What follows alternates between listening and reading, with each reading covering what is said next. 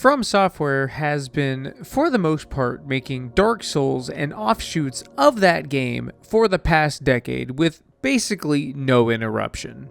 Sure, they've made games like Duracinae and Armored Core 6 that have come out in the span of their modern catalog that do harken back to the studio's early days, with Duracinae in particular being a truly weird little experiment, but for like 85% of the studio's recent output, it's been basically Dark Souls, Dark Souls, Dark Souls, Dark Souls. And throughout that time, Dark Souls has not only gotten a reputation for it being a difficult game that will most likely murder you over and over again, it has also garnered a very specific type of fan that, while not everybody in the game's fandom obviously fits this persona, they have this belief that these games are at their best when played without any assistance from any of the game's systems, which might entail stuff like no summons, not using specific items, and not leveling your character for the true Dark Souls experience.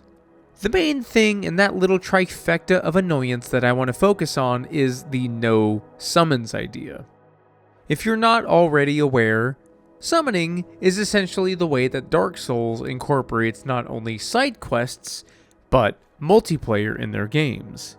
If you interact with an NPC, you will sometimes get an option to summon them later in the game from a summon sign on the ground that will literally summon them to help you aid in battle, whether it's a boss fight or a specific area relative to a specific character. Now, this is often seen as cheating in the more hardcore knit clique of the Souls fandom and is discouraged, as it's not letting you really test your skills against the game in a more pure form. Where multiplayer comes into play is similar, but interesting. From Software have always had multiplayer available in their Souls-likes, but they have generally always kept the way to play with friends a little bit obtuse, not always reliable, and generally an overall hassle to accomplish. Now, PvP has always been pretty simple, as you basically just invade another player's world with basically one or two button presses. You kill them, you get killed, and you just get summoned back to your world. But to play with a friend, you have to set up a password so you're not randomly invaded or joined by a rando. You have to make sure that you're not already hollow. You have to place down a summon sign, hopefully somewhere where the game will allow you to put one, and then you have to wait for your friend to find your summon sign and then join your game world. In Dark Souls 2, you're also limited by soul level? Up until the making of this video, I was under the assumption that Dark Souls 2 was a lot more player-friendly when it came to playing with a friend, but looking into this a little bit further, I guess not. Now, none of this sounds too bad on paper for the most part, and honestly, if you're really committed to playing with your friends, it's not that bad. Just more annoying than anything, honestly. It's not as annoying as having to beat the game twice, because playing it this way means either you or your friend don't make any progress depending on whose game is being hosted. But From Software have never really budged on this being the established methods for multiplayer, only really cementing this belief that Souls games are for the hardcore, because if it was meant to be played that way, it wouldn't be so convoluted to do so. Which, you know, to some extent, fair. When Elden Ring came out though in 2021, the open world nature of the game made playing with a friend just that much more difficult. It was another layer to the frustration cake that is playing with a friend in a Souls game. But leave it up to fans to introduce a mod that answered many pleas and made co-op in the game seamless and intuitive. With an installation so simple, I could do it. For like real though, it's like 4 steps. You can do it. Elden Ring became a multiplayer haven for a lot of people that got to experience the game in new lights, with friends and seemingly no hindrance on your progress, leading to equal progression for both players, which is a far cry from the original Souls games included multiplayer. And for the record, I should clarify that up until the making of this video, I never played that mod personally, but I know plenty of people who did, and I should also clarify that at the time, I did feel that playing the game with this mod would be somewhat cheapening the experience of Elden Ring, because so much of that game beyond the combat is focused on exploration, a sense of scale, and huge Omega vibes. Now, what's interesting is that after so many years, From Software is finally releasing a Souls game with a more traditional multiplayer, not only as a feature, but a literal key component of the game in Elden Ring Night Rain. Not only is it a Souls-like based in Elden Ring, it's a roguelike Souls-like. But in between the announcement for Night Rain and its release, another seamless co-op mod was released, but this time for Dark Souls 3. And because I like to inject tangents into my veins like I belong in Train Spotting, I need to again clarify that I am what you might call a hater for Dark Souls 3.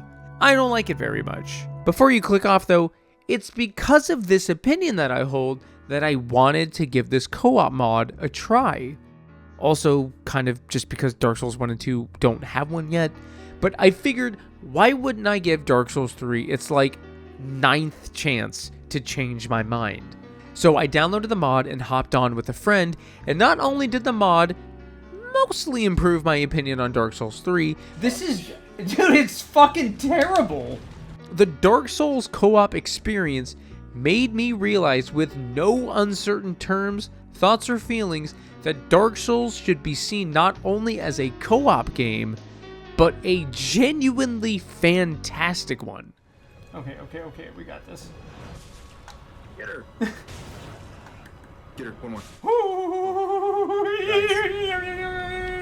From the original Dark Souls, we've all heard this term, jolly cooperation, and it has become a meme in the fandom, being spouted by everybody back to front over and over again ad nauseum, but we all disregard the actual act of cooperation as something exclusively for casual players, or people not good enough to enjoy the real Dark Souls experience.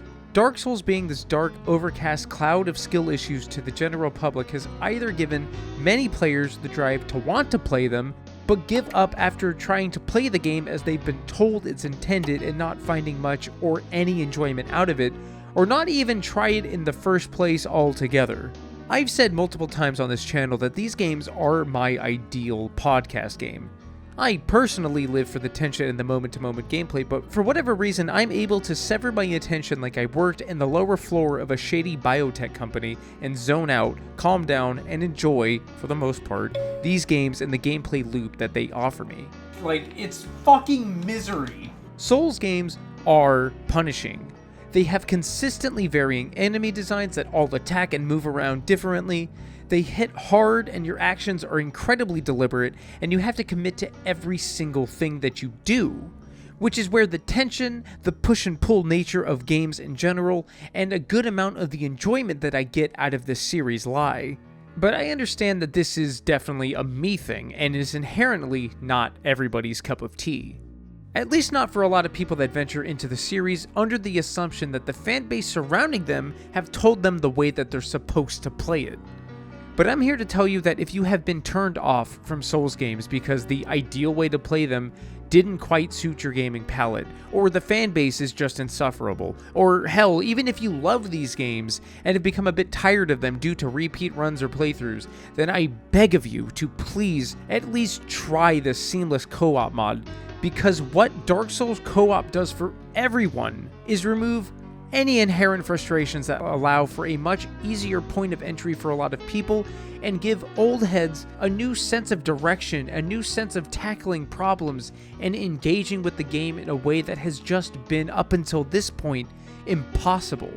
There is a certain level of indescribable joy and endearment of heading into a difficult area of a Souls game with someone by your side that has totally different build, a totally different playstyle, and pair that with the inevitable mistakes that you'll likely make when trying to handle a Souls game back to front with a friend. You'll make jokes, accidentally fall off cliffs, and power through and beat down tough enemies like they never even stood a chance in the first place. I am at 0 Estus charges. What are you at? 6. The amount of life that is brought to this game by playing it with a friend is almost unparalleled. And the best thing is that if you've been averse to trying these games, or have never felt joy from getting murdered over and over again, now you can experience all of that same soul-crushing defeat that people have been experiencing for years, but now you have the very high likelihood of overcoming hardships with someone that you know by your side. Photo finish!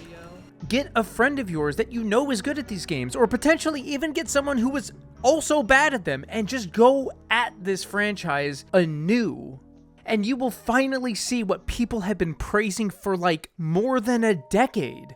I am tired of people trying to gatekeep this franchise from people. I am here to start giving this to everybody. Making this video has not only given new life, not only to a game that I never liked very much to begin with, but has reinvigorated my love all over again for this franchise that, quite frankly, hasn't ever really fallen out of favor with me to begin with. And on top of that, it has bequeathed a level of hype for Elden Ring Night Rain that I wasn't sure was possible. The Dark Souls 3 co-op mod made me realize that if FromSoft is going to commit to the more speed-intensive stylings that Bloodborne and Dark Souls 3 began rolling with and has basically committed to ever since, then I firmly believe that multiplayer is the single best way to go about to commit to that. They get to have their cake and eat it too, because they get to flex their creative muscles with this style that they've clearly been sticking with, and can go even slightly overboard with the difficulty because it has multiple players playing it. It will not be overwhelming due to the fact that they can strategize, they can team up and beat down as a group. The frenetic speed and aggressiveness pairs perfectly with multiplayer. It's a match made in heaven. And if you've made it this far into the video with a frown and a look of disgust on your face, wishing harm upon my gaming tastes because I'm actively telling the casuals to play a Souls game when you've spent the past 10 years or more playing it the right way, then please understand that I make this video out of the love that I have for these games because I want more people to play them. I love them so much it hurts. I play Souls-like after Souls-like on and off this channel because I fucking love these games. And I love the way that they engage my brain, and I just sort of need that kind of thing in my life right now. So if you're watching this video and have been actively avoiding Souls games for any given reason, I implore you to give Dark Souls co-op a chance, because odds are you probably have the game anyway. Why not try it again?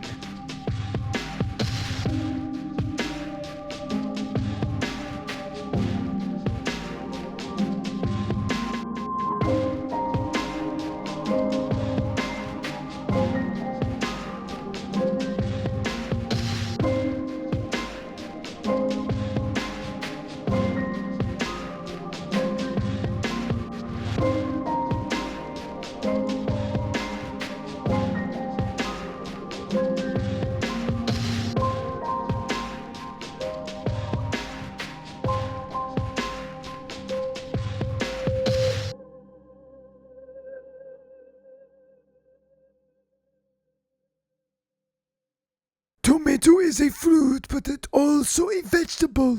Sometimes Jim has Please lower this again. Oh, my bad. I'm sorry.